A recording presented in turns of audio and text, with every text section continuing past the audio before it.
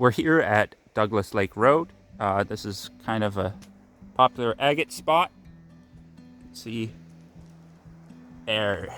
This is like the side. And you just dig around in these patches of eroded basalt. And you can kind of see that there's like, you can see here's an agate nodule. So the idea is like you'll have the nodules in the basalt or they've eroded out. And you'll find cool agate nodules like this or like this, and you'll hopefully you find a big one that'll look pretty sick once it's cut open. So hopefully we'll have good luck today, but we'll just have to see. We have plans to go to other spots too, so we can't be here the whole day, which is fine. The more spots, the better. I always like checking out multiple spots in a day usually. Try and do multiple trips. That way it doesn't get, too monotonous and you get to find cool stuff. But I'll show you guys if I find anything nice. So when looking for agates here, you're just scanning and looking for kind of the nodule shapes. Just pulled out these guys from this area.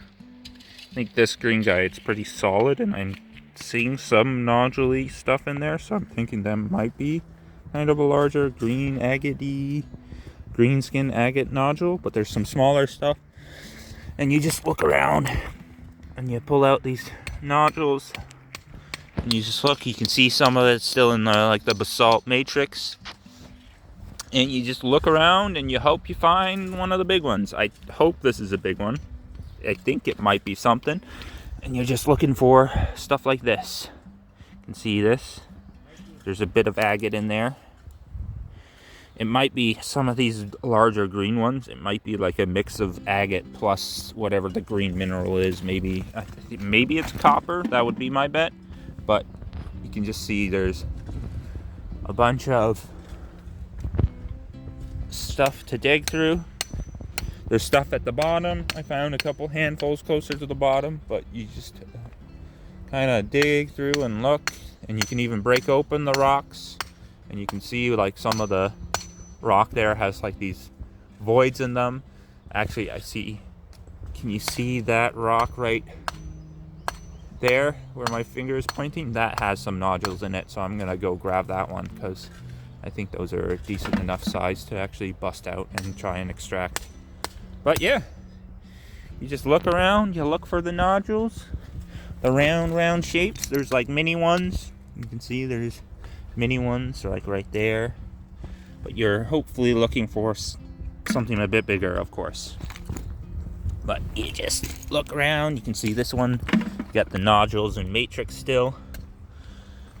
And you just look for that round shape and go from there. But I'll get back to you guys if I find anything else exciting. You just kind of search around. Like a lot of this is very like eroded, fractured basalt. And you just kind of look for the nodules. Oh, the reason I have the camera on is because I see some nodules over here. Now, it might take me a second to get a good footing over this way, but that is definitely agate mixed with whatever that green stuff is. And you get some smaller stuff. You can see there are nodules here. There's even one. I think this one. There's another one. Just nodules everywhere. You just gotta know what to look for. Kind of look for that circular, kind of teardroppy shape. And just hopefully pull out some cool stuff. But I see even more up here this way actually. Just see the one I can see. Let's see if we can get to it. It's a bit sketchy going up, but I think I can get it. Yeah, look at that. Nice sized nodule. Nice live find for all you folks at home. But yeah, I'm just kind of scaling this area, just looking for those nodules, and then I'll go back down. I threw a rock down that had what seemed like some decent sized nodules in there, and I'll try and chip those out. But you can see there's another one, another nodule. Red skin on these ones, which is kind of cool. Decent enough size to actually cut and polish, so that's exciting. But if I find any super big ones, I'll definitely show you guys. Oh, look at that. This one's a bit weirder, but you can still see that it's a nodule. Very cool. Very exciting. Right now, they don't look like much, but once you cut them and polish them, I've seen examples, and they're a lot cooler once they're cut and polished. So I'll definitely try and get that as soon as possible. Maybe it'll be in this video, it'll be at the end, or I just dropped my agates. Thankfully they fell on my shoe, or maybe it'll be later on. So we got into the end. There's the view, but I thought I'd show you the biggest one I found. Check that. That is a nice sized agate. Hopefully it looks cool once it's cut up. But I'll show you the other finds I found. Here are the boxes full of the agates that I'm taking with me. I did some breaking open just at the end, just to test it out. This rock here is pretty, just gotta move it to the side so it's not on the road. This rock here is pretty easy to break open. Like honestly, all you need is a good spike chisel, and it should, as I've been told, it should just break open where the nodules are. It'll kind of be pretty easy to find out if there are nodules in the rocks that you're breaking open. But I'd say this was pretty successful. Just look at all those nodules in there. And I was very happy that I had a chance to come here, that my friends from Kelowna could bring me here and show me this spot, because that is a pretty cool spot. We don't really have a lot of agate sources agate spots in Ontario, and most of them are beaches, so you're not really finding them directly at the source. You're finding them away from the source. I've got some of the agates laid out in front of me. Here we have that big flat pancake agate. I wish it had been just a little more on the thick side, because then I think I would have actually done a cut this way, but it was just a bit too thin for me to risk it. So I cut it this way through kind of this additional, because it's actually two separate agate bubbles, right? Well, it's the same bubble technically, actually, because it is the agate fills in these bubbles in the basalt, right? And this bubble just had two air pockets that kind of were connected to each other, and so the agate filled in that stuff. But without further ado, let's look at the inside.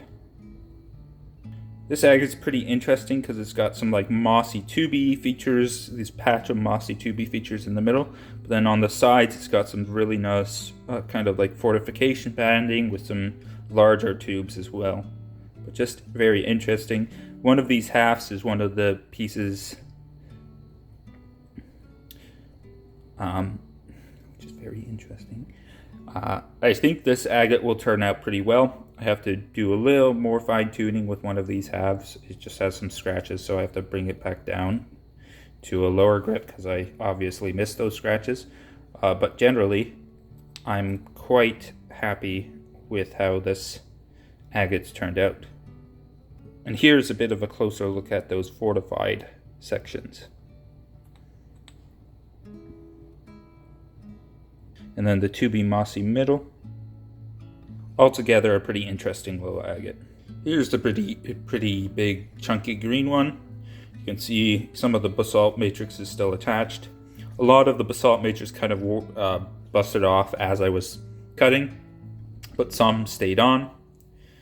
In this case, this one has a bit more of that basalt matrix. You can see this browner material is the basalt. But this one is a pretty interesting tube agate, and then it's got some really mossy green patches up to the top. Here we got those tubes. You can obviously see this isn't fully polished, but those tubes still show up pretty well. And then you got the mossy features here below, and then some green basalt. More of the same stuff on this side. Pretty exciting little tube agate, in my opinion. But my question is when does a tube agate become a moss agate? Because this one seems to kind of blur the lines. Are those tubes just individual moss branches, or are they tube branches, you know? Just some food for thought. This one here I would consider a much more traditional kind of moss agate. It's got a lot of green, really green, very little like calcindi, some mostly moss. So maybe not a traditional moss agate. And it's also got some like lovely little pockets with some interesting little features in there. But yeah, pretty interesting moss agates to say, none the least. I found with these green skinned agates, they tend to have the more mossy tubey features. And then there's these red skinned or white skinned agates that seem to have more of like the crystal pockets or the fortification banding if you're lucky. But most of the stuff is either just full of quartz or kind of full of featureless calcini. So a lot of that stuff I'll probably throw in the tumble and just get some nice tumbled bits of quartz and calcini. This was an agate that I wasn't considering cutting at first. You can actually see it's only partial agate, and it was actually pretty hollow.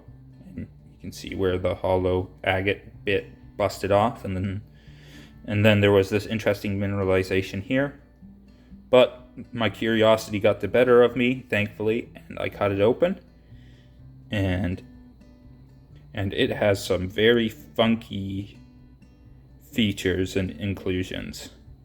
Like all of this stuff was super grainy, and actually when I was polishing it on the lower grits, a lot of it kind of wore out. It was like kind of like a really sandy, gritty material. So I don't know if it's some type of zeolite inclusion that's like degraded, maybe. That was maybe one of my thoughts. But just very interesting kind of features in there, and some interesting colors as well. This is the other side. More of those interesting features. Kind of like these feathers or like very thick tubes. This was one of the largest red-skinned agates I found on the trip. From this location at least. And with the red-skinned agates, I found they had a lot of quartz pockets. So the smaller ones tend to just be filled with quartz. Whereas this one, it had more calcini. And you can actually see, that white inside is a bit more agate. So what this is actually a floater pocket of agate inside a layer of quartz, basically, which is kind of cool. And then you've also got some faint magnesium dendrite inclusions as well. So pretty interesting. And then you got some of the basalt matrix kind of poking through as well. Or at least that's what I believe that kind of weird bubbly stuff is in the back. Very fun stuff nonetheless. Most of the small ones were quite boring, but this one turned out quite well. You can see it has some very tight fortification banding, and actually it's so tight that it has some parallax or shadow banding, as they like to call it. This one kind of shows it better. You can see when I move it, there's like this shimmer in the fortification banding, and that's what we call parallax banding. This side has a little bit of it, more on the top, but it's a lot more faint. But a very cool little agate. This was one of the best small agates. Most of the other ones were quite plain. Here's another one of the small agates that was a little bit more interesting. The other side just kind of got destroyed in the cutting and polishing process, but this side survived. You can see it had some lovely greens and yellows, and some interesting bubbly basalt inclusions and some fortification banding all mixed together. So a fun little specimen. So at one point, these two agates fit together, but when collected, they broke. This was an agate that was collected by my friend Cody, gifted to me so kindly. I got gifted a lot of agates by my two friends who went out with me. And let's just say this agate turned out really well. So let's look at the small one first, and then we'll get to the big side. You can see this one has some opaly material with some water banding and then fortifications, and then it's got this lovely, really druzy quartz crystal pocket on the one side. So really lovely features, and the larger side, I promise, will kind of bump up these features up to 100, you know. But just very lovely agates. Now, as promised, here's the big one. You can see though there's a lot more waterline, a lot more opal, and just a lot more fortifications. Very lovely. And this is going to look amazing once it's fully polished up. It's just I've been very busy and not able to do the full polishing. It takes a while. And so I thought it's been so long and I need to put a video out on this that I should just get somewhere to the point where the features show up still pretty nicely, and then go from there and finish the job later. I've gotten them up to 600. Now there are some pieces that I'm going to have to bring down again. I found some scratches on them that I didn't spot earlier on, and so I have to probably take them back down to one of the electroplated plates, which is a bit of a shame. If any of you guys actually, as a side note, and talking about polishing stuff, if any of you guys got experience with the high-tech diamond flat lap and have experience with kind of the edges of your pieces sometimes having these scratches that don't get worked out, please, in the comment section below, please let me know kind of the tricks that you guys do to avoid that happening. Because I've been finding that sometimes I have that issue where, for whatever reason, I don't seem to catch it until the higher grits where the things start to look polished, and then all of a sudden I notice these large scratches on the edge, or sometimes even in the middle, like there's scratches in the middle that I seem to just miss.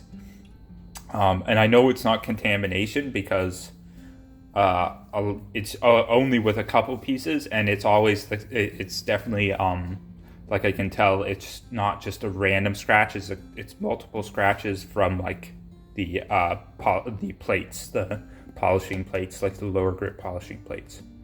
But yeah, these were my favorite agates from the Douglas Lake road cut. It was a really fun little excursion, and we got to go to a couple other places on that day. And this was just one of those places, and this place was pretty awesome. So much that if I do want to plan another trip back to Kelowna to visit my friends and go rockhounding. This place is definitely back on my bucket list. I definitely want to visit it again. But that brings us to the end of the video. Please, in the description below, let me know which one of these you found the most interesting. And I want to thank you guys for watching. If you haven't already, please do like and subscribe. I do all sorts of rockhounding related videos, but mostly trips. I also do some fossil hunting. So if those are your cup of tea, please consider liking and subscribing if you haven't already. And please, folks, just have a wonderful day. I want to thank you guys for your support, and I'll see you guys in the next video.